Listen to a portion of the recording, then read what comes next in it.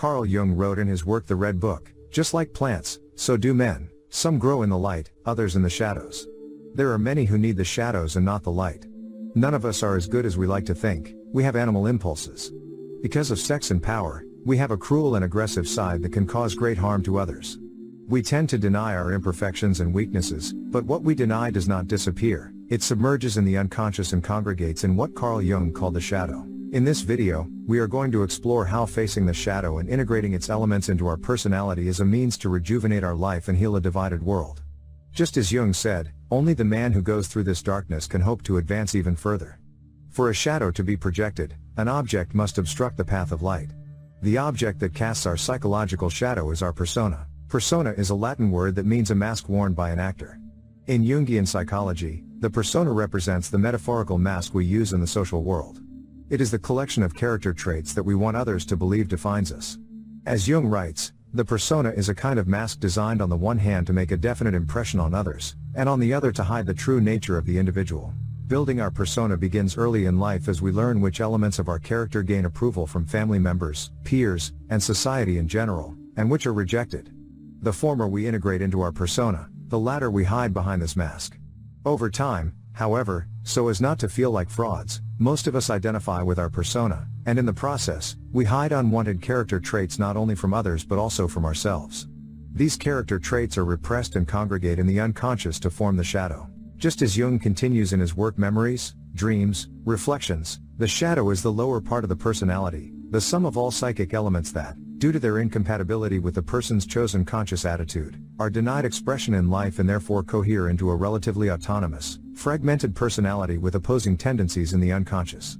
The repressed contents of our shadow do not lie dormant in the unconscious, never to be heard again, rather, they operate autonomously behind the focus of the conscious mind. One way in which the shadow manifests itself is through projection, where we perceive in other individuals, groups, nations, races, or political parties the weaknesses, defects, and evils that reside within ourselves.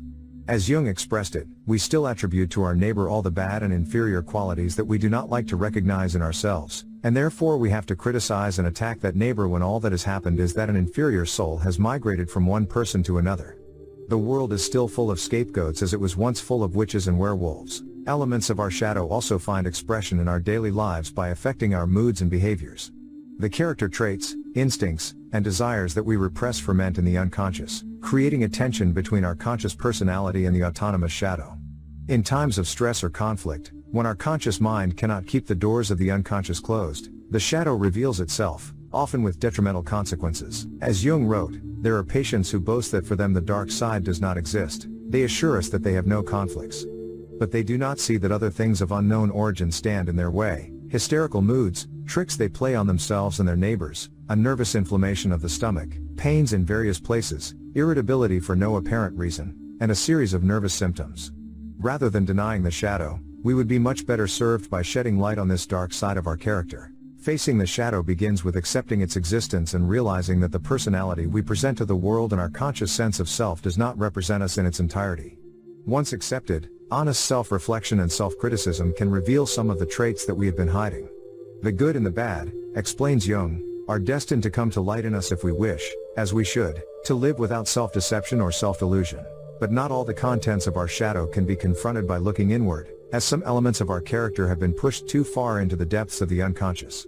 To unearth these elements, we can use some different tactics. First, we must pay attention to any traits in other people that can trigger a particularly strong emotional reaction, as this is a sign that the same trait lies within us. Another tactic is to observe the shadow of someone close to us, a task that is usually easier than looking at our own. Although some aspects of the shadow are personal, much of what is deposited there is influenced by social and cultural trends and therefore is shared among members of our society. A character trait that we reject has probably been rejected by a sibling or a close friend. If we can learn about their shadow, clues will be revealed about ours. In Fundamental Questions of Psychotherapy, Jung wrote, "I have come to the conclusion that the most individual thing about man is surely his conscience, but that his shadow is much less individualized. One of the many benefits of gaining greater knowledge of our dark side is that it creates a contrast that allows the good in our character to stand out more prominently." Or as Jung writes in Civilization in Transition, when we confront the shadow, we suddenly see both sides. We realize not only our moral inferiorities but also automatically our good qualities. To confront a person with his shadow is to show him his own light. Confronting the shadow also reduces the ability of our flaws and weaknesses to wreak havoc in our lives. Awareness of an anger problem, selfishness, greed, aggression, or an obsession or compulsion gives us the opportunity to exert a modicum of control over it. We can strive to overcome the defect or at least minimize its possible damage. As Jung explains, the psychiatrist knows that certain dangerous forces of the unconscious can become harmless or at least kept at bay if they become conscious, that is, if the patient can assimilate them and integrate them with his personality. In the shadow, we also discover instinctive impulses toward aggression, power, and sex that contain immense amounts of energy. By becoming aware of these impulses and sublimating them, putting them at the service of higher purposes, these impulses can empower us, motivate us to take the risks necessary for a fulfilling life, and even stimulate our creativity. Just as Jung wrote in Psychology and Alchemy, only below can we find the fiery source of life. The shadow contains more than just animalistic instincts and weaknesses, it also houses the strengths of our character that we repress as a result of poor education or to adapt to a sick society. Some people, for example, deny their intelligence, creativity, resolve, or ability to act in defiance of corrupt authority figures. The shadow, writes Jung, does not consist only of morally reprehensible tendencies. It also displays several good qualities, such as normal instincts, appropriate reactions, realistic perceptions, and creative impulses. The shadow is on the one hand a regrettable and reprehensible weakness and on the other hand a healthy, instinctive prerequisite for a higher consciousness. To take advantage of the positive side of our shadow requires more than simply observing what resides in its depths. We should consciously integrate the elements of our shadow into our character and allow them to express themselves in our daily lives. As renowned Jung student Erich Newman wrote, the recognition and acceptance of the shadow presupposes more than a mere willingness to look at our dark brother and then return him to a state of repression, where he languishes as a prisoner in a jail.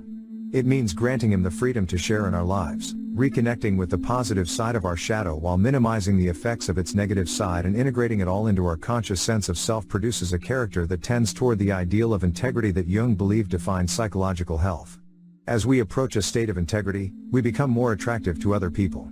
Human beings have an instinctive suspicion of those who seem too good and who identify too much with their persona. We know that beneath a brilliant persona hides a dark and dangerous shadow. Much more attractive is the complete character, the complete person who knows not only his strengths, virtues, and potential for good but also his weaknesses, defects, and potential for evil. Or, as Jung writes, the shadow belongs to the totality of the personality.